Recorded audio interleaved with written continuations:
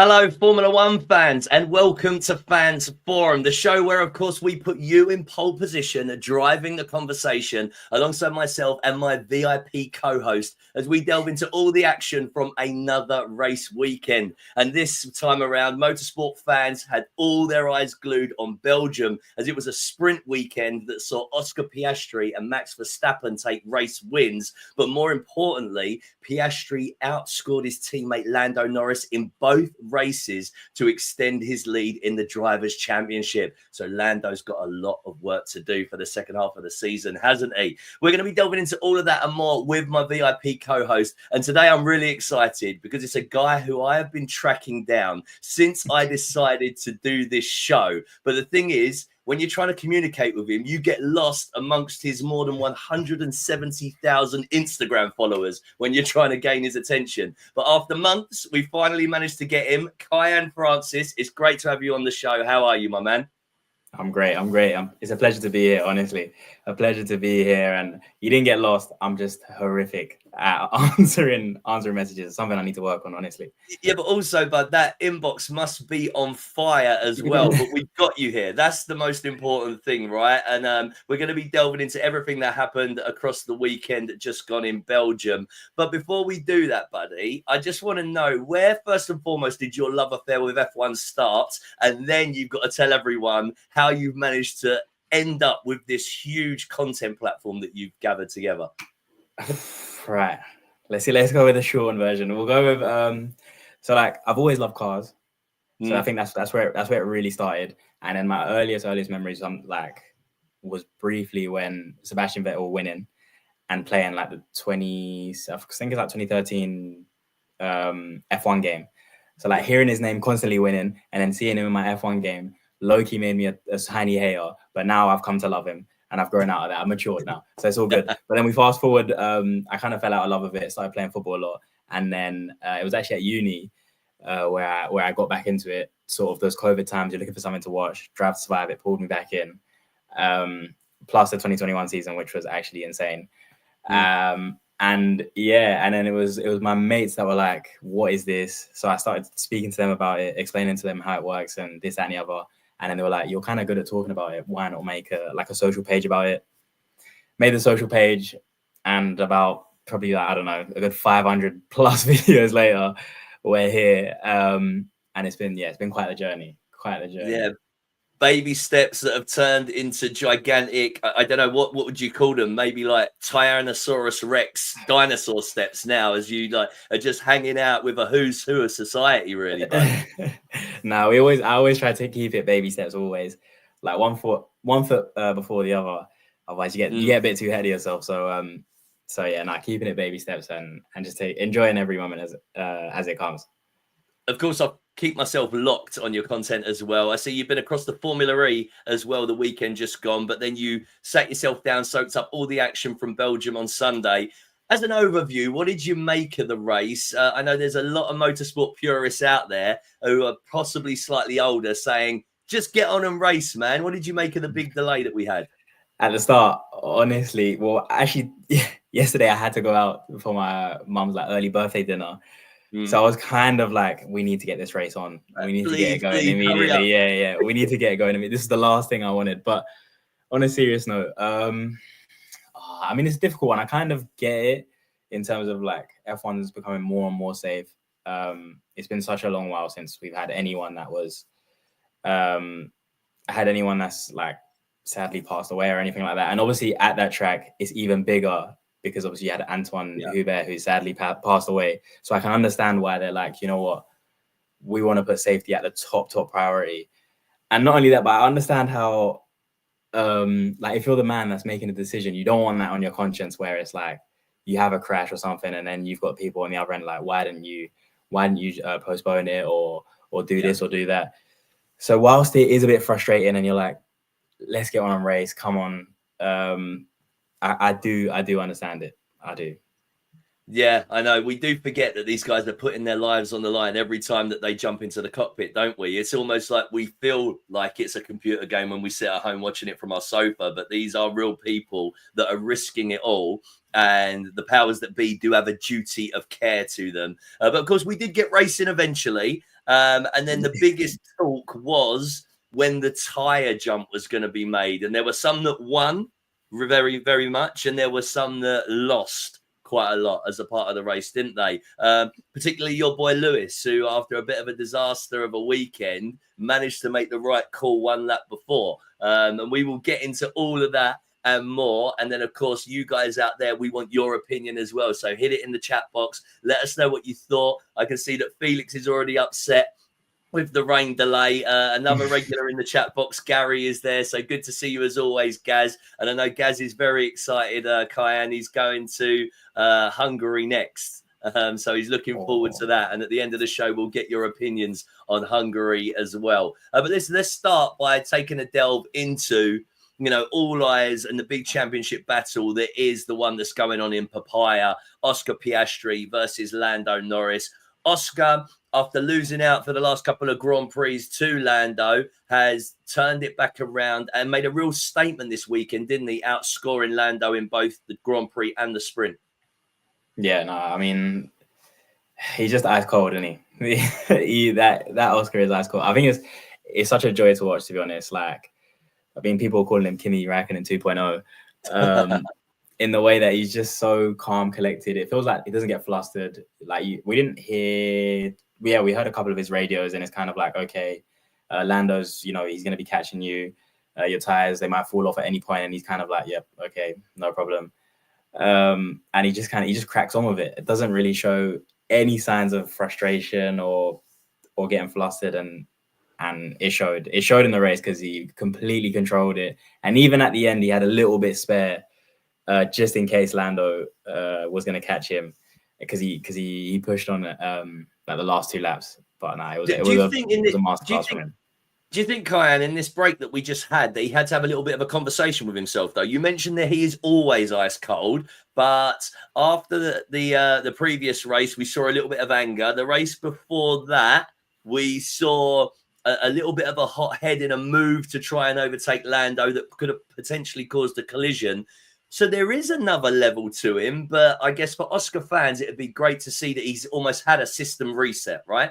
Yeah, no, 100%. I think, like, we have to remember as well, he is young, so I think it would be quite concerning if he was completely ice cold, because then you might have to psychologically analyze him at that point. But I think, like, listen, he's young, and the maturity he shows already is insane. So if he has moments where he's going to get flustered or frustrated or acts out and stuff like that, it's just a learning curve. He's got Mark Webber in his corner as well. So, I mean, that's a massive, massive help. And I'm sure, like you said, with the system reset, I'm sure Mr. Webber was in his ear, saying, like, come on, bring it back to what you know. And he showed it this weekend or last weekend. Felix backing you up, Iceman 2.0. Gary raised an interesting point, just saying, look, the constructors is done now, just the drivers to battle it out for.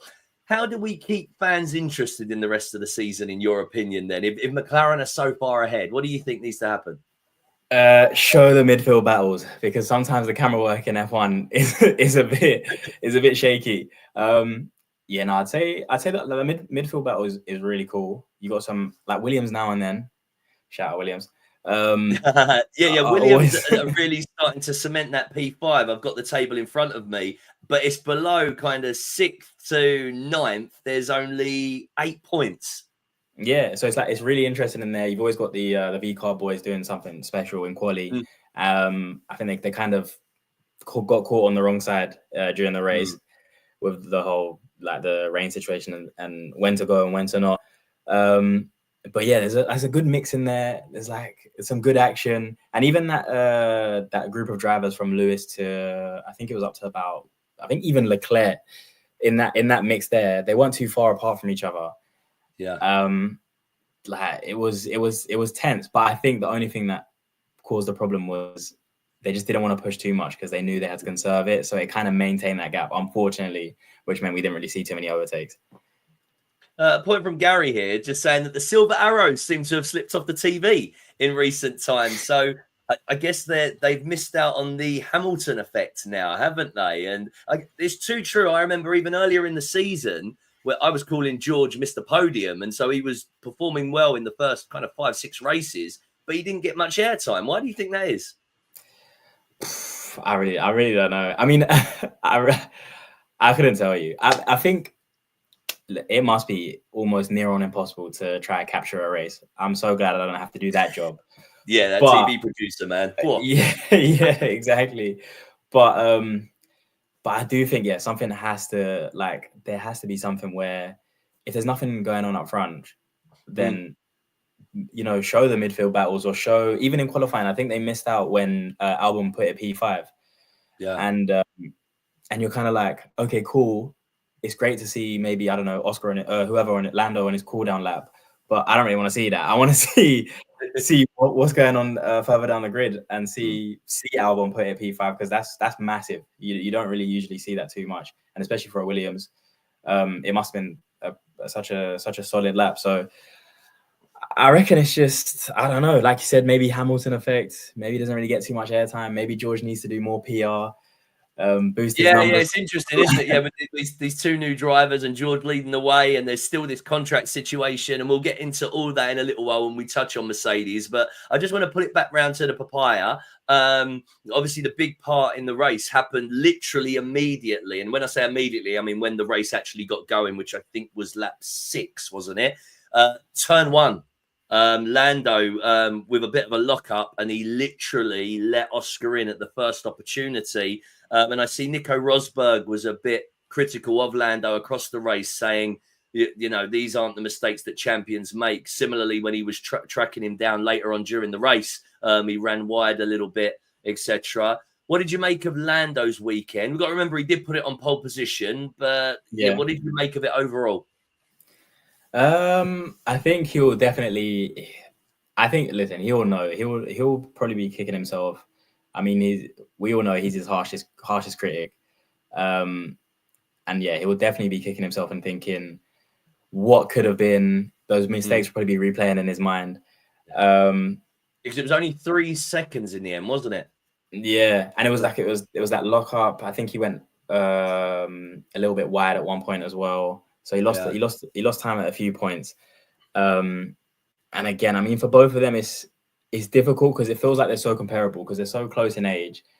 That is kind of like, well, it's challenging, because people will immediately obviously compare him to Oscar and be like, well, Oscar's not really doing this too much. So Lando, why are you doing it? And I don't know. I think it's just a thing where maybe it will take him a little bit more time to sort of, like, I don't know, learn the trait of just, I don't know, dealing with those situations better, I say. And it's consistency, isn't it? I think that possibly is the key word when the microscope is on. But then he has just won back-to-back races, you know, so there's an argument for both sides of it, isn't there? And of course, the magnifying glass is on him 24/7, every minute detail of everything that he does, every radio call, if it's of any interest, we're throwing it straight away via the media. And the scrutiny must be difficult for Lando Norris. But what have you made of the way that the team have dealt with the whole battle? Because it's an inter-team battle, isn't it? And what have you made of it? And I guess even give us a little bit of your opinions on the alternative tyre strategies that they really let them race, didn't they? Yeah, I feel like they probably know that, listen, whoever's getting, obviously whoever's first is getting priority. So I feel like they both know that, and that's why Oscar was so eager to get ahead of Lando at the start. But I feel like the team hasn't done too bad. I think we haven't, since that papaya rules sort of fiasco, they've been okay. They've been like, you know what, you guys can just race. There's been one contact so far, right? So they haven't done too bad. Yeah. Only one contact. Only one contact. So I feel like it's been okay so far. I do feel like there's a point where there's going to be maybe a bigger contact, and then it might fly out of proportion. Might get a 2016 sort of Mercedes kind of vibe going on. But other than that, they've been quite well, pretty civil, and have worked well, to be honest. And I think the situation that they had with the tires in the race just gone, I mean, it was difficult. It was either double stack or Lando stays out for longer. And I think the way they played it, that was the best way they could have done it. Gary just making the point. It's a nice problem to have when you got two top drivers. I'm going to put you on the spot then, Kyan, before we move it on. Who's going to be your world champion this year for 2025? Oh man, And why? My world champion for 2025. If I could, I would say Lewis Hamilton. No, come on, realistically, I'm bringing you back to the real world here. Oh, it's tough, man. I mean, Piastri's got a 16-point lead at the moment, right? So, me personally, as a Brit, I want it to be Lando Norris, but like at the moment, it just lean a little bit more towards Oscar Piastri, just because he looks a little bit more assured. In terms of talent, like I can't really split the two, but I think it's just the way Oscar is. He feels like a little bit he's got that killer mentality. So I'll probably lean towards Oscar a little bit more. Great to see Felix in the chat box there, just backing up Gary with his McLaren problem of two good drivers, and Felix saying, they need to be further apart on the grid, but as a team, they've got such an advantage as well. So it does look like we're leaning and going to end up in a place where, let me ask you, Kyan, do you think that they'll always remain on good terms if they are, one of them's going to win this year, and then the other one's going to be like, well, hang on, I still need to win a world championship. Can they always remain friendly, shall we say? Nah, I don't think so. I don't think it can happen because like you said, it will get to a point where maybe later in the season, the point gap is really close. It's only a couple of races in it. And it will get to a point where it's no longer, okay, I can let him buy it. Or it becomes way, way more cutthroat. And then it's those moments where it's like, that was out of order. And then it takes one of them to be like, okay, this is how it's going to be. This is how we're going to play it. And then that's kind of it. But I think it's nothing to do with the drivers. It's sport. It's being competitive. It's being a winner. So, yeah.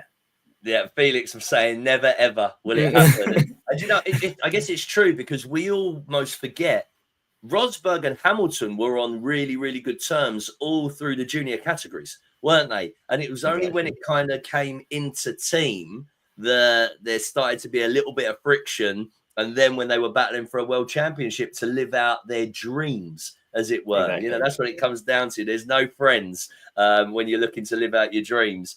And Gary's saying as well, you've got guys behind the scenes that will keep those cars in peak condition. Too true, Gaz. That's right. They've got the machinery underneath them. And Felix, no friends at the end of the year. So everyone's saying maybe, I don't know, we'll have to duke it off for charity at some point. That would be a fun little feature, wouldn't it? Put them in a boxing ring and get them to do some sparring. Who do you think would win, Kyan?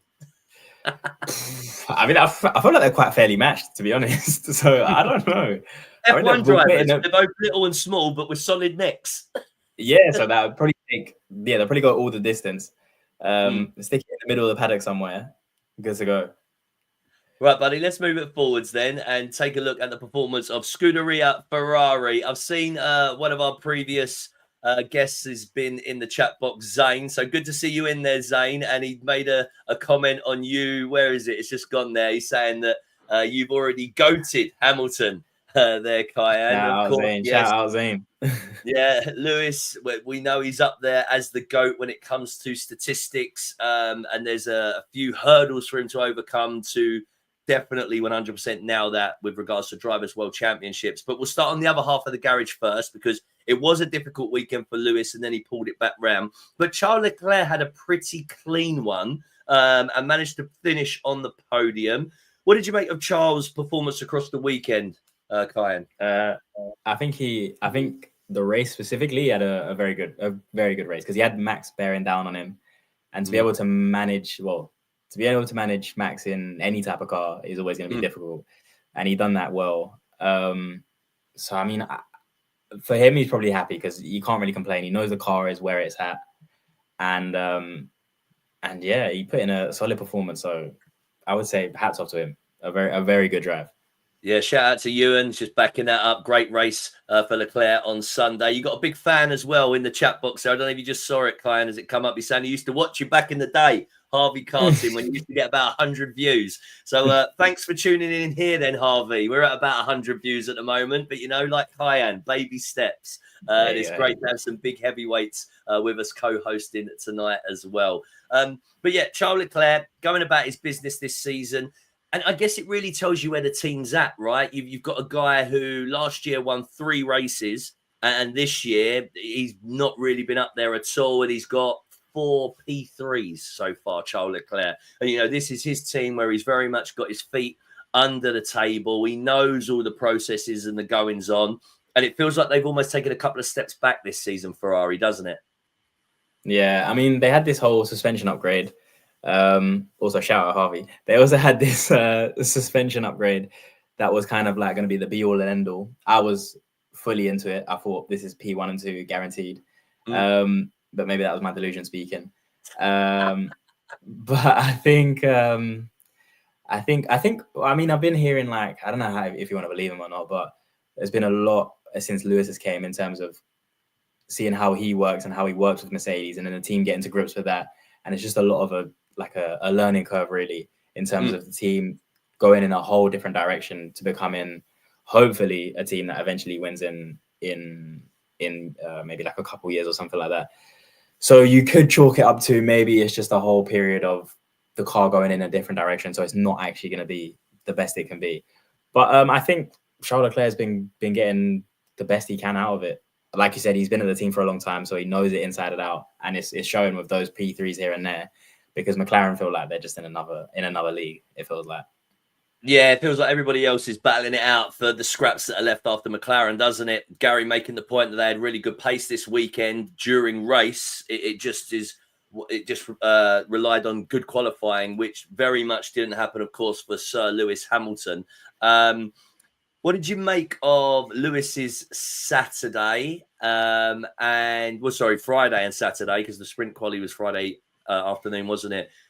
And what kind of conversations do you think he had with himself on Saturday night that managed to turn the race around on Sunday? Because before any competitiveness had happened on circuit, there were some big statements made by Lewis as well, weren't there, in the press conferences this weekend?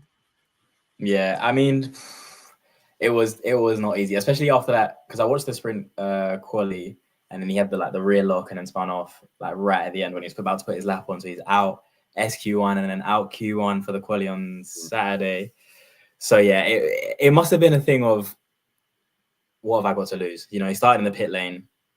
What have I got to lose? Let's just go again. And this isn't really his first rodeo. He's been in tough situations, so I feel like he knows what to do, and it showed. It showed that the team works well. They did a very good strategy, called it at the right time, and P7. You couldn't really ask for better than that. Yeah, Harvey's got a question for you here, bud, saying he thinks Leclerc and Lewis are championship winners if they had got the right car. And if they did have the right car, who do you think would come out on top? This is almost a question for 2026, isn't it? Because it's a system reset. So Charles Leclerc won't have all this comfort in the processes and the feeling of the car because it's a completely new set of regulations. So again, this is a nice little bit that we can clip for next year, Kai. And just he's gonna win. Lewis Hamilton is winning the 2026 championship. There you go. I would have to back Lewis just because experience. Has Lewis lost it though in qualifying? I don't mean it wholeheartedly, but it does feel like he's now missing something. And then just to back up, because Gary's asking, were there any reasons why Lewis had the rear lockup? From the understanding of the stuff that I read, Lewis apologized for the qualifying performance. And then I did see a statement after the sprint qualifying that the team said there was no mechanical reason for the rear lockup. So we are talking driver error. Kyan Francis. So talk to me then. Has he still got it over one lap? I mean, since the start of this season, you'd probably say not so much because he hasn't been able to prove it. There's been a few times where he's kind of taken the blame in like maybe a not so great qualifying. But I mean, I can't, like, you just don't lose that talent. I still do believe like he has it. Like I said, it's a whole new. He's been at Mercedes for majority of his career, known that system inside and out. The car has been built with him in the briefing room, year on, year out, working towards it, and he's jumped into a whole new car. So I do feel like he's still got a lot to learn, a lot to shift that team into where he wants it to be as well. So a whole new race engineer as well to work with, a lot of new people to work with. So I think like he'll definitely be back. The quality pace will come back as well, because to push the car on the limit, especially a car that you're maybe not comfortable with, I can imagine that's not easy. I mean, I'm not a racer myself, but I can imagine that it's not easy to put your wholehearted confidence into a car that you're not too sure about. So I feel like maybe this season it's been difficult, but I think it'll be back. Harvey making a really good point again as well, just saying that they did only get one practice session before they jumped into qualifying, where they'll be able to fill the car out a bit more when we hit Hungary, which is a very good point there, Harvey. Also, you mentioned that you feel if Lewis and Charles were to go into the same car, which they will in 2026, that it would be Lewis, Kyan. He made the right call still with regards to racecraft. We don't know if it was him or his engineers or what, but Lewis's racecraft has got to be also worth a few seconds during a race, hasn't it? 100%, 100%. He just knows how to get it done. And it was a shame because even when he got himself up to the 7th, it seemed like he had to lift and coast quite a lot. So it wasn't like he could reel in. I think it was Albon ahead of him. So it seemed like he had the pace to get past him and maybe even go and ruffle a few feathers up further ahead. But for whatever reason, I think he had to lift and coast. Maybe it was tire management or whatever it was, which was a shame. But yeah, no, 100%. He hasn't lost it in terms of the racecraft. Yeah, Ewan's just asking and making the point, is he still struggling a bit with the demons from 2021 Abu Dhabi? And let me pose that to you, Kyan, and actually form it around a question in a sense of, what's it like meeting the GOAT? You know, it's not the only person on this call that's been invited to Italy to hang out with him is you. So tell us, what was it like and what kind of sense did you get of him? I imagine it's a pretty strong aura in the room, but does he seem good to you? Yeah, I mean, like when we got there, everyone moves out of the way. When they both come in, everyone gets well out of the way. You know they've entered the room for sure. So Like don't royalty. worry. Yeah, the aura is strong. Don't worry. But I would say like when I met him, obviously I had a content piece to do, but he just seemed very chill. I asked him like how you find in Italy. He seemed very like up for it, excited. He said he was loving it. And yeah, I would say like not excited in terms of jumping up and down the place, but just very chill and like, cool, I'm ready for this. I wanna go ahead, and obviously wants to win a championship with Ferrari, his 8th one. So yeah, no, he seemed chill. What did you make of that big statement that he referenced the former drivers, Seb Vettel, Fernando Alonso, who went and dressed in red and didn't bring the championship? And the very strong words, wasn't it? I refuse to let this happen, I think he said. I refuse. It's not an option for him. You're putting your neck out there, aren't you? Yeah, I think it's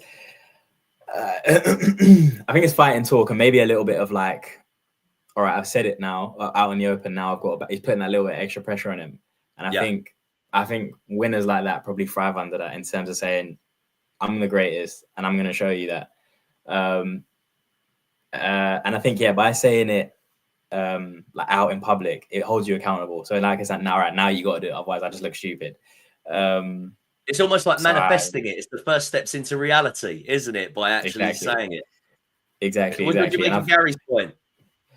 I still think Bono will jump to Ferrari next season. Oh, would that be a big coup for the team? Like, would that be a big step towards making this happen? This 8th title? Do you think? I think it would be. I always feel like Ferrari's personnel has needed maybe a little bit of a shake-up. Just especially, I mean, having those two as a duo is. I mean, you've seen the history books don't lie. They've won multiple races, championships. They know each other inside and out. So having those two, you would bite someone's hand off to be like, I want those two. I mean, there was rumors that he was going to go straight away, but I think if Bono does go, that is a massive help for the team.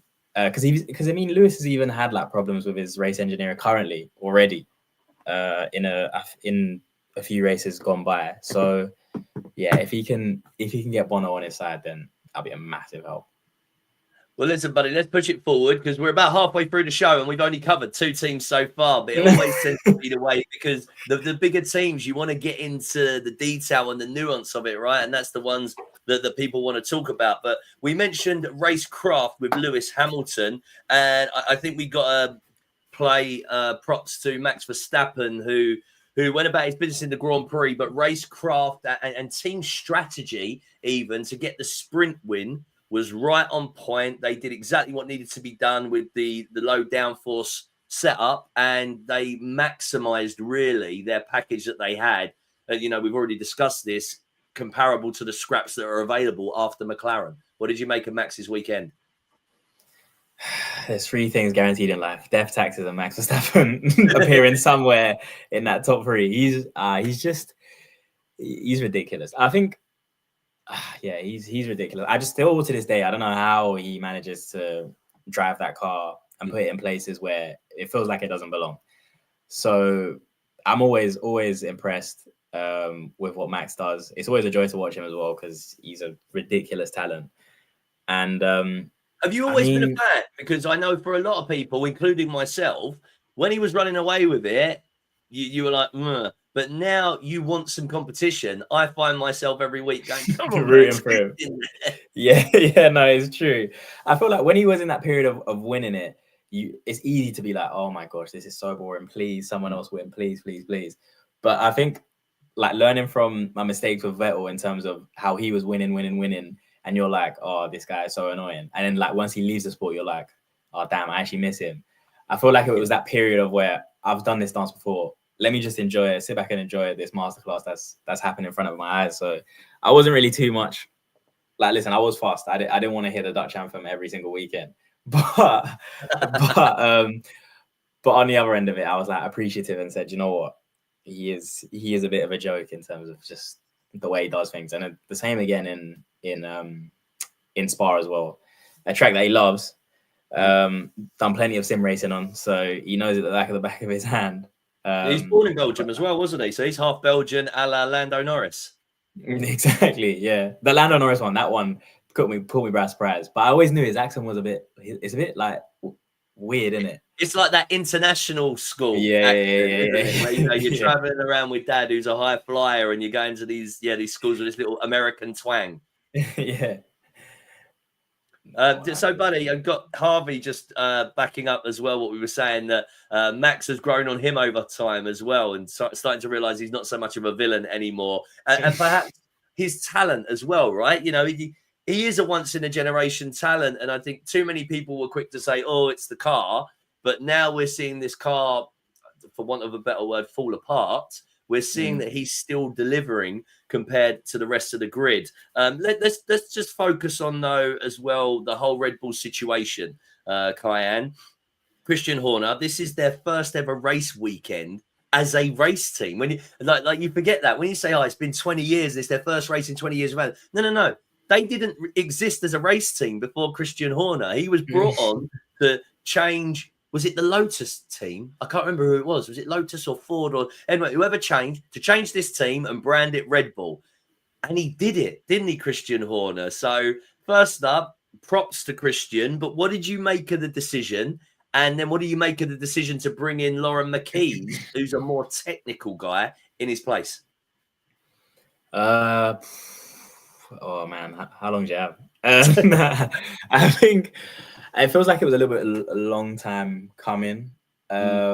Just because of like the whole, I mean, you had the whole like situation, the whole scandal that was around it. You had Jos Verstappen that was clearly not a fan at all, and spoke up about it quite a lot.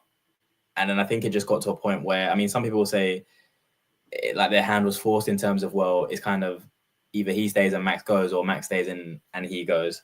So whether that's true or not, I don't know. But nah, it was a shock because he's one of those figures that you're just like, right, he's going to be there when I've started watching this sport until I'm no longer watching this sport. He's like embedded in the sport. So it was a little bit of a shock, but now Laurent Mickey's coming in. I think maybe sometimes you need that. It's like, I don't know what to compare it to football, but like when Arsenal had Arsene Wenger for such a long time, it's like he's a brilliant manager, but after a while, maybe it's good to have a little refresh and fresh pair of eyes on the situation, right, and a new perspective exactly. and a way to work.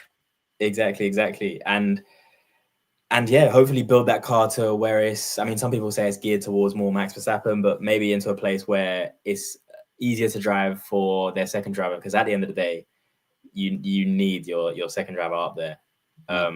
You can't just have Max carrying the team all the time. So yeah, I mean, we'll see how they get along. Do you feel all this drama has taken the heat off of Yuki a little bit? Like, we all seem to have forgotten about Yuki's performances in the second seat all of a sudden because there's so much other stuff going on. Although Yuki did pull off his best Red Bull qualifying this weekend and just got stung with the tyres, didn't he? I think he left it a lap too late and all his hard work was undone, unfortunately. Yeah, no, it definitely has. It has sort of blown it off his radar a little bit in terms of people just focusing on that Horner situation and Lauren coming in as well. But I don't know. I think also after Liam having such a struggle time and then Yuki getting in there, which a lot of people wanted anyway, and him struggling, I think people have just kind of resided that, all right, this second car must be so difficult to drive. You could get Ayrton Senna in there and it seems like he wouldn't even be able to drive it almost. So yeah, no, I think it has helped him out and it's bought him a lot of time because he is a talented driver. There's no doubt about it. We got some more Fans Forum alumni in the chat box. Brendan Blake, good to see you, buddy. And a big hello to the pup as well. He's just saying, do you think it was good that Lauren made the decision? If we don't know if it was him, but they basically given Yuki the upgrades that were required on the car. I didn't realize this. So some great knowledge, Brendan, as well. So it was Max's spare upgrades. So that's how much they were favoring him, that they're like, no, Yuki, you can't have them. They're for Max in case he crashes. That is hard. Insane. You would just down tools, wouldn't you? You'd go, all right, is that how it is? Yeah, no, that is insane. I wouldn't jump in the car that weekend. No, that is. I mean, that could be like the first step into this is where it makes it, like I think Brendan said it a little bit earlier, to make the team a bit more equal in terms of, all right, let's take into account both cars and make a car that is good in both garages, so that we can secure more points and it's less of a burden on Max to pull out a wonder lap or pull out a masterclass every weekend to win the race and then have Yuki finishing wherever he's finishing, like below P15 or whatever the case may be. So now, Ewan's got a question for you. Will Horner get another job in F1? Gary, Horner to Ferrari next season, which would be a different approach to what most teams are doing now. Most teams are going technical for team principal, but Gary's saying, no, they'll stick with man management. What are your thoughts on that, Kyan? Well, apparently if Horner goes to Ferrari, then Lewis he's out of that seat, apparently. Is this inside info? As Lewis said, you're saying, listen, my man, if that guy comes in, I'm out. Nah, not quite. I think I was just reading up on probably F1 Twitter a bit too much, but that's what because I couldn't imagine they would work well together. I mean, the history that those two have already. Yeah, I don't know if they could like put it all behind them and just be like, all right, let's crack on and win a championship together. But I mean, love or hate for Horner, he does know how to get a job done, and he will bend the rules way as much as he can to get a win. So you kind of have to respect it in that aspect of his ability to make winning teams basically. I don't know. He said it. He's only done it once. Although there's been a couple of generations of it, but and it takes a long time, doesn't it? This isn't a complete system reset.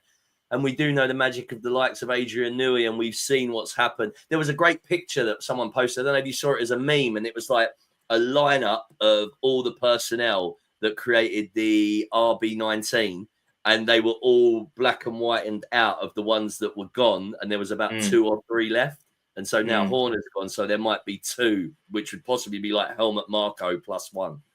Yeah, I know. It's insane. It's insane the amount of people that have left. I mean, he could even go to maybe Aston Martin's a bit of a shout.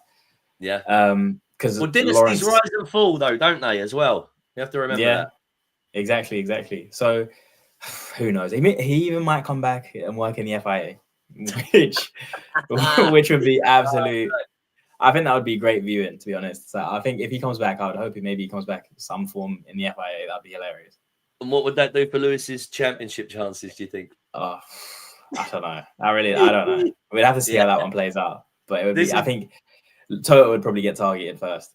This is why we love it, though. This is what it's all the drama and the culture in and around it now, and the magic of Formula One. After years and years of it being a bit of an exclusive club, we get so much access now. And although we know nothing, just like the world of football, you can discuss it for hours and hours. Exactly. But listen, Kai, we're going to push it forward and put our focus on Mercedes, who George Russell saved their weekend to a certain extent, putting some significant points on the board. But all is not well. And I saw an article with George this week saying they're having a big team meeting to understand what's gone wrong. I mentioned earlier in the show, George, I labelled him Mr. Podium at the beginning of the season. Kimi Antonelli scoring points in 5 of his first 6 races. But now Kimi's gone 7 races with only 1 points finish, which was his podium. And George has been a bit topsy-turvy since that win in Canada. Yeah, I mean, and he's still waiting for that contract as well. So, I don't know. I mean, I feel like it's a bit harsh on George, to be honest, because I don't think he's had a horrific season. I think they also know that the car isn't where they want it to be. It hasn't been where they want it to be for a while now. So for you, what's going on then? Why is there no contract? I mean, maybe they're holding out for Max. Maybe they're trying to see how that goes. Can they get him for 26, or maybe a little bit later down the line? So I think that's maybe they want to know. All right, where's Max at? Where do we need to lock it? Is it in for 27 or 26? And then from there, play on. Okay, how long do we want George for? Because I mean, some people have been saying it would actually be Kimi that would get dropped, and they would have the lineup of George and Max. But I mean, it's difficult to drop Kimi because it feels like they've invested so much into him by bringing him in. He's so young, and then to be like, okay, we're gonna just drop him now after sort of they've been singing his praises, saying like, we have to give him a lot of time to grow into it. He's only so young, and then to kind of almost have like a soul destroyer moment in terms of like cutting him. It just wouldn't make sense. If he found that information out anytime soon, it would probably put him down and out, wouldn't it, Kimi Antonelli? Like where he seems to be psychologically at the moment. I saw some rumours that apparently, there were a few tears shed after the qualifying performance, and I saw a quote from him saying that he's lost faith in the car. And it reminds me, though, of what George Russell went through when he first went in alongside Lewis, where he started flying, which is, of course, all great when you enter a big team and you've got a big teammate. But as soon as there's a bit of a wobble, which happened to George talked about having to go away and really reset himself. Kimi needs that, doesn't he? This is the moment where he needs an arm around the shoulder. So to make some kind of announcement of, oh, well, we're going to take Kimi out because of the pressure, or we're going to place him over at wherever it may be, Alpine, wherever, it would devastate him, wouldn't it? No, 100%. That would not do his confidence a world of good at all. And I think, it would be way too harsh on him to do that. I think, like you said, someone needs to just say, listen, it's all good. It happens. You're still super young. You've got so much to learn. And also remind him of the great performances that he has had in that car. So the talent is 100% there. It's just about nurturing it and making sure, like I said, it doesn't spiral into something where he can't get back from. There's you guys in the chat box as well. I'd love to get your opinions of who's going to actually be in those 2 Mercedes seats next season, and also the whole thing about Kimi Antonelli, because it's been a real tough time for the youngster, hasn't it? We've got to remember he is only 18 years old, but can Mercedes afford to have such up and down performances? If we talk about constructors positioning, we know that's worth around about $10 million per position, but even forget that, you've got partners that sign in, because this is a team that for almost or just over a decade set the standard, didn't they? And now we've had a whole regulation series where they've not been in and around it at all, Kyan. Yeah, no, it's not been a good few years for them at all. But I think they're probably just waiting for 26 now. I think that's a lot of teams they put their focus on that and making sure they absolutely knock that one out of the park. And I think when they went with the no side pods concept, that I think even to this day they're still playing catch up from that. Yeah. So yeah, Although I think the 2026 they can't wait. I love the Red Bull response to it. Do you remember that Red Bull got so far ahead with, I think it might have been the RB19, that they then tried to develop a zero side pod? Like, it was like just to rub it in, that they went, no, you know what? You have got a good idea, but give it to the experts and we'll show you what you were supposed to do. This is actually how you do it. Yeah. Yeah, it's great to see these great minds going up against one another, isn't it? And we hope that Kimi Antonelli can turn his corner and still be involved with the team next season. Gary is saying that they could still be looking out for Max, like you're saying, Kyan, but we don't know, do we? But if you were George Russell, how long are you going to wait, Kyan Francis, before you start to tout yourself out to other teams?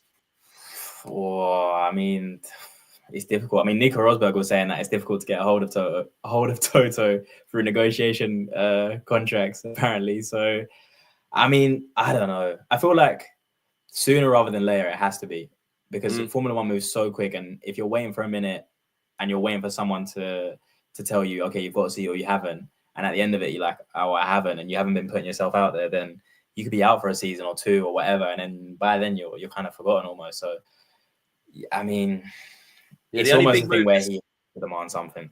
The only big move that's happened at the moment is, of course, Christian Horner. But we're waiting for something to happen in the driver market. And of course, we've got Hungary, and then we've got the summer break. I think it will happen over the summer break. I think that's where we'll get some silly season stuff going in, some crazy stuff going here and there, and maybe we'll finally look at that. George Russell will go to Aston Martin. Oh. If George was on the market, a lot of teams would be looking at him, wouldn't they? Yeah, I mean, Aston Martin's it's not a bad shout. Like, going into, they've seemed to almost built this good little team. They got obviously Adrian Newey. I think they built a whole new HQ anyway, so there's a lot of money pumped into it. Yeah, they had Dan Fellows there before Newey. They've got is it the old Mercedes powertrain guy, haven't they? Who's heading the team up as well, Andy Cowell. Yeah, so they've got a good team there, and so if we're thinking about the new power unit regs that are going to come in, I'm sure he's going to be fundamental in that as well. Gary just talking about Lance Stroll and saying it could signal the end, that if George makes that move, and Harvey saying that would be a strong lineup for them. But of course, that Stroll surname gets you a lot of weight in the Aston Martin family, doesn't it? It does indeed. It does indeed. But let's push it forward then, Kyan, and talk about Williams, who it was a performance that they needed in a sense of that both drivers got points in one of the races, because they had this little blip for a few, didn't they, where that they didn't score after starting so strongly for the first 8 or 9 races. And then I think there were 3 races they only got 1 point.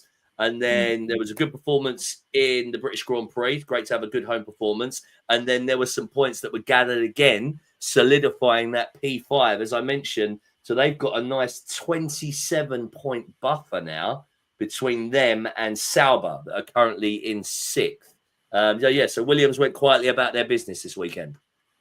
Yeah, I mean, for Williams, I really do like what's going on at Williams. I think James Vowles, trusting him. He seems like one of those people that very easy to get rallied up behind, and it's like, all right, I will go to the ends of the earth for this guy. So yeah, I think for them it's just, I mean, as soon as James came in, it was all about starting from ground zero, and it's probably going to be a long process for them to get back to near the top again. Obviously, Carlos Sainz has bought into that. Alex has had way better a season so far. He's been way more comfortable in the car. Carlos has been, I'd say, struggling a little bit But it's find his feet here comparable to Lewis and Charles Leclerc, though, isn't it? You know, it's a whole new organisation that you've got to come into. So if the greatest is struggling in his new team, then it's only fair that we give Carlos Sainz the same kind of comfort and time to maneuver himself into a new setup. Exactly. So that's why I think in 2026, I think that is what they seem to be pinned on, and is where it's like, okay, this is where we can make big strides into breaking towards the top of the midfield and hopefully proving Carlos right that he made the right decision to go to Williams, because he was hot property. Yeah. Would you say that Williams are on track then for, if you'd mentioned this, James Vowles coming in and saying, bringing us back to where we belong, are they on track to do that? You see the progress as positive and the steps are in the right direction, or underachieving so far, overachieving? What are your opinions on it? I think they're not in a bad spot. I feel like it's not too bad to where it's like this is a disaster, and it's not too good to like this is overachieving. I think they're just on a nice little path at the moment. And I think it's down to time, to be honest. Like they're not going to make miracles happen. Obviously, they're a team that is, you know, quite strict on budget, so that obviously is very difficult for them. It's not going to be like a McLaren situation where they've got a massive budget and they were able to turn it around in almost, it felt like a season basically. So I think, with Williams, it will take time. But yeah, I mean, I see comparisons with the McLaren situation. You know, with McLaren, if we go back to the beginning of these regs and the end of the last ones, it wasn't great there, was it? And even I've seen some stuff from a marketing and partner side. You know, they had about 4 or 5 partners, and they managed to have got lots of backing, lots of partners. Williams seemed to be doing the same thing. And then we've got to the end of this next set of regs, and they've got the best car. And also the idea of bringing in a new team principal who knows the technical side inside out, in the shape of Andrea Stella. And similarly with James Vowles, Williams seemed to be on a similar trajectory. Yeah, that's true. And bringing in Carlos as well with his experience, that only helps. I mean, they've even spoken about how it's made such a massive difference, and realized like, okay, comparing this to how Carlos has been managed in the past, we can take so much from that and kind of accelerate their progress. So he's going to push it forwards then. Talk about VCARB, Racing Bulls. The whole RB family drama. I think that maybe Liam Lawson is another one to have benefited from that. You know, spotlight now not on driving performance, more about what's going on in the hierarchy. And a good performance from Liam this weekend, very much needed. His 3rd points finish of the season. And that's his 3rd in the last 6 races, in fact. Do you think the young man's turned a corner and perhaps taking the heat off him, like possibly we should with younger drivers, has really aided him? 100%. There's no doubt about it. I think he's, like you said, with the spotlight not being on him, he can relax a bit more, and he's sort of bringing his confidence back. I think going into that Red Bull was dropping him straight in the deep end, in my opinion. I think it made it harder as well, because a lot of people were like, why is it not Yuki Tsunoda? So that immediately was like, people were going to be like, well, we're going to compare him to Yuki now. And Yuki was obviously flying in that VCARB, and it just built the pressure on and on and on and on. So now that Liam's in that VCARB, I think, we're seeing back to what he does best. And he's putting in some good performances. And then obviously it only spurs him on more, because his teammate is pulling out some brilliant performances. Yeah, Isaac Hadjar been brilliant this season. But I put in my notes here, rain is not his jam. Yeah. Isaac is flying this season. But when the rain comes, it doesn't seem to be a good weekend for the young man, which is kind of fair enough. I think you can probably run on that as a rookie, can't you? Yeah, like it seems like, that would make sense. I wouldn't expect him to be like a rainmaster already in his rookie season. So I think it makes sense. Like, he's gonna have a few spins and whatnot in the rain. And you just chalk that one up to, it's just a learning curve, really. Yeah, I love the stat. He's still not been out in Q1 though in his whole career, which is a great stat. And 1 lap pace, if you can build on. I think it's probably more difficult if you're struggling in one lap pace and you're just keeping the car on circuit in the Grand Prix. One lap pace shows that there's some magic in there, right? And so he's got that. That builds the confidence. And then with a solid team around him, hopefully he can go on to great things. And also, I just find it really interesting.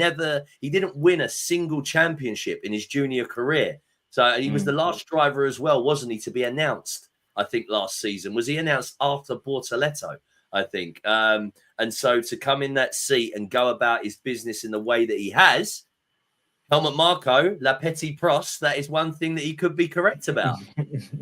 No, for sure. Now, Isaac Hadjar, he's been killing it, man. He's been killing it. And sometimes that's just how it happens. Like, they haven't won a championship, but as soon as you get them, they're ready for it. As soon as you get them up into the Formula One, into the big leagues, it's like, this is what they needed the whole time. So, hats off to him. Look at Gary, slow down. Look, Lawson's turned the corner, and now Gary's saying, hang on then, so does he get Max this seat? If Max goes, does that mean George to Red Bull? Maybe, I don't know. Yeah, I think surely. But then, would you want to as a driver, Kyan, with what's going on at Red Bull at the moment? Probably not. Not, because it feels like it's their dip turn, and you don't really want to be in that as a driver. So, I mean, I don't know. It depends on what they're paying him and what they're saying to him, I guess. So. Yeah, I think Gary was pulling our leg there more than anything. But yeah, so we've just covered Hadjar and Lawson, and yeah, let's just say let them both go quietly about their business, and Red Bull, the senior team, you deal with the drama internally and leave the youngsters to it. Originally that's what that team was for, right? It was like, let's let our youngsters bed in. And now, because they're struggling so much with the second seat, these youngsters aren't getting the bed in time, and they're really feeling the effects of that. A youngster who is reacting positively to the way that he's being treated or being given time to grow, evolve, and develop is Gabriel Bortoleto, who has scored points again, the young Brazilian. And Sauber seem to have really turned a corner, don't they, Kyan, in their season? And that can only be great things for the young man, can't it? Yeah, no, that is exciting things. Because at the start of the season, it was looking not too promising, I have to say.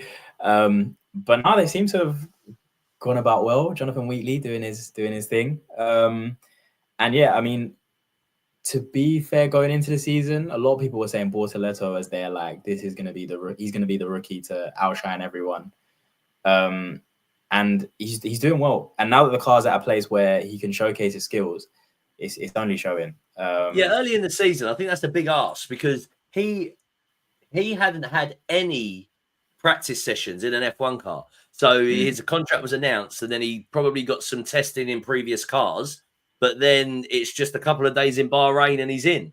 So it's great that he's had at least a team around him that have understood that and been willing to accept it. And he must be learning plenty off the Hulk alongside him in the garage. The Hulk, who, of course, was the big story from the last race at Silverstone with his first podium in 240 races, was it? I think 39. Maybe this one was his 240th, wasn't it? So, yeah, 239th for trying his first podium. But that wasn't going to last, in a sense of 4 races with points, in a Sauber. It's just kind of eventually going to drop off for the Hulk, isn't it? But then all eyes towards Audi for next season. Yeah, exactly. I mean, it looks like it's going to be exciting times for them. Like you said, they're going to turn into Audi next year. And I mean, I don't know what the driver lineup's going to be for them next year. I mean, is Hulkenberg going to stay? Yeah, I think they both got 2 years. I think they're both there. 2 years, okay. They're guaranteed for the 2026 season. I don't think anyone would have signed there unless you had that guarantee, right? Because there was the expectation that Sauber would be towards the back of the grid, but then nobody thought that there would be this much behind the scenes stuff going on with Audi and putting these big wigs in place to really accelerate the performance. Unfortunately, the team was left almost in no man's land, wasn't it, for a couple of years. But listen, bud, we're getting towards the top of the hour of the show, and I don't want to keep you too long. So let's just drop through the last 3 teams. So Pierre Gasly getting in the points for Alpine, and it's having a positive season, which becomes a bit of an issue for any man alongside him. First, it was Jack Doohan. Now it's Franco Colapinto. In Colapinto's defense, one thing I would say is that in Q1, he was only 2/10 off of Gasly, and to only be 2/10 off of the main driver who's had all season, it's close, isn't it?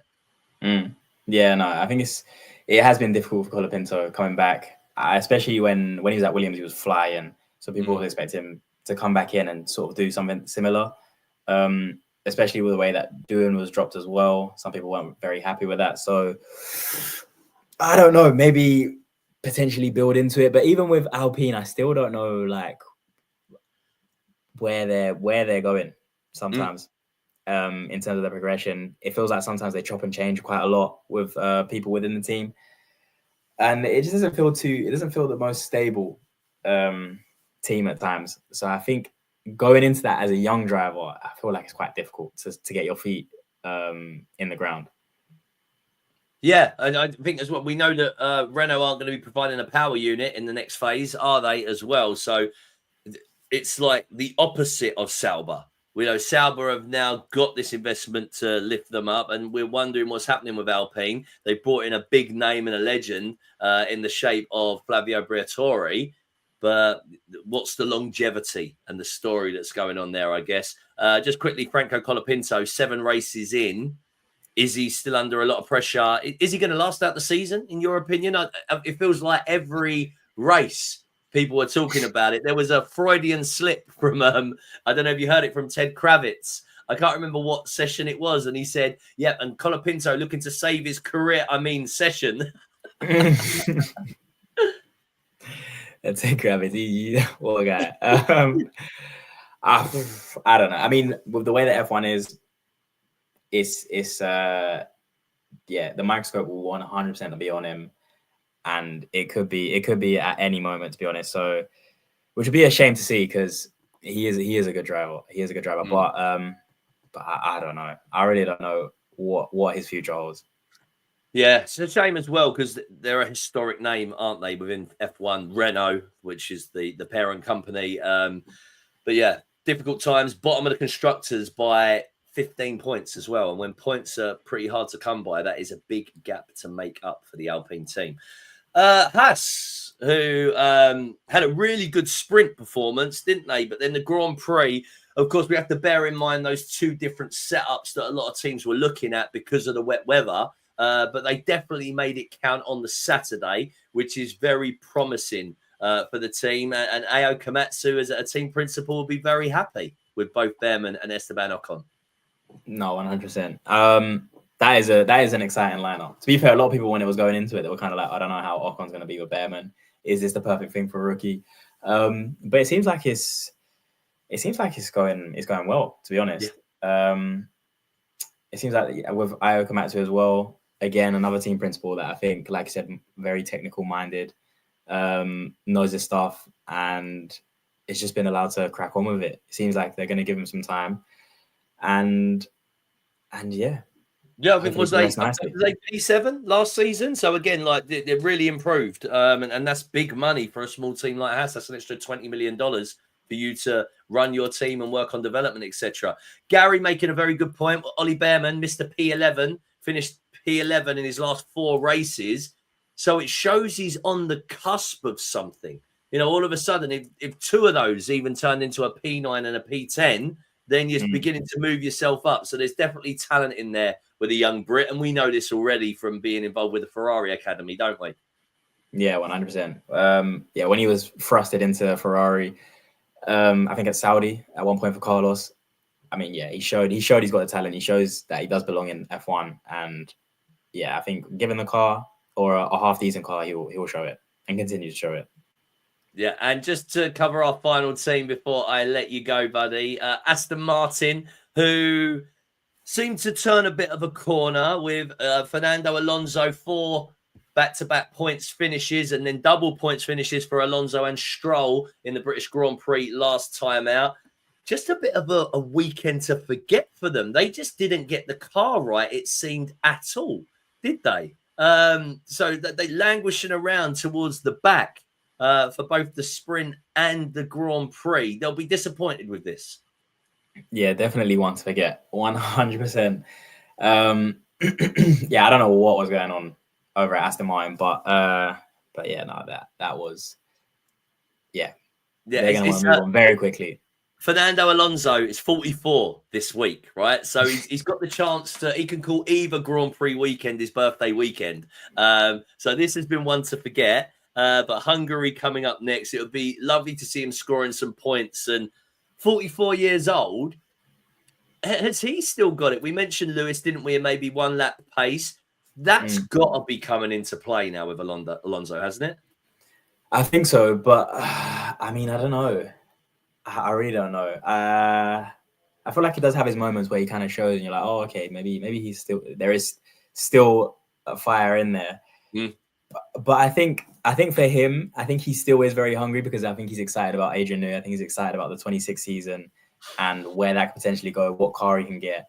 And I think then if they do smash it, and Adrian Newey builds something that is absolutely insane, then we'll really see where he's at. But as for now, I'm going to believe in him. He's 44 is the new 24 for him anyway, so it's completely fine.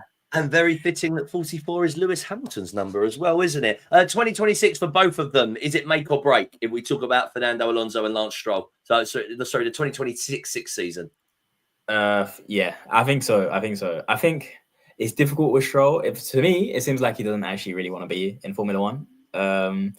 With like the interviews and stuff like that, it seems like he's kind of almost like disconnected from it. For Fernando, this the same as well. I think they're becoming in a position now that if they do develop a good car, they can become hot property and then start to pull in maybe the Maxes or the George Russells or something like that. Yeah. So I do think they'll happily give 1 year to each of them and then say, okay, we want championships now. Well, listen, Kai, that's a roundup of Belgium and the performances. Next up, the whole world of motorsport turns their eye to Hungary.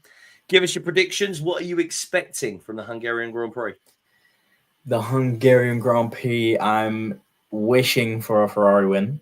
But in reality, it's probably going to be the McLarens up there again. I think Oscar Piastri, I reckon he's going to be P1. I reckon I'm still going to go for Lando P2. And then for the P3 spot, come on, your boy Lewis is going to bounce back, right? He's going to hit. I know. Yeah, we'll go with Lewis Hamilton. We'll stick him in there. I think the Red Bulls might struggle a bit, but then again, it's Max Verstappen, so you know what I mean. You can never count him out. I'm sure he'll be up there. Yeah, exactly. Max doing Max things as always. That's what I always end up saying on my shorts that I post out there. It doesn't matter. Like you said, there's only a few things that are sure in life. Death, taxes, and Max Verstappen. Yeah. Always be in and around it. But listen, Kai, it's been absolutely fantastic to have you on the show. Thank you so much for joining us. Now, most of you in the chat box are probably already aware of his talents and his content out there. But on the Instagram, as you can see on the screen now, at Kyan_Francis, or across TikTok, it's simply at Kai. KY, right, buddy? Yes. So keep it locked in. He is amongst the VIPs, as we mentioned earlier. Was flown over to Italy to interview Lewis Hamilton. Every time I check his content, he's got a new car brand, lending him a car for the weekend. So he's only living the life that I'm trying to lead. But Kai, it's been so good to have you on, my man. Thank you for taking the time to spend it with us here at Fans Forum F1. Hope you enjoy the rest of the season as well, and we look forward to the rest of the content that you are making. Have you enjoyed your time on the show tonight? It's been an absolute pleasure. Chatting to you. Talking about Formula One is always a pleasure, but doing it here, I feel like there's no better place. So yeah, thank you so much for having me on, and enjoy the rest of the season for you as well. Hopefully Lewis wins his 8th title next year. There you go. Hey, all right. Clip that and keep it ready for 2026, my man. You guys out there, thank you so much for joining us once again on a Monday evening. Of course, we'll be back next Monday, the 4th of August, to recap everything that happens in Hungary, and we'll be posting clips from this show out across the week on Instagram, TikTok, etc. So please make sure you like and share, etc. It really does help our reach get out there and begin to make an impact. So thanks so much for joining us, guys. Been a pleasure, and we will see you next Monday. Have a good one.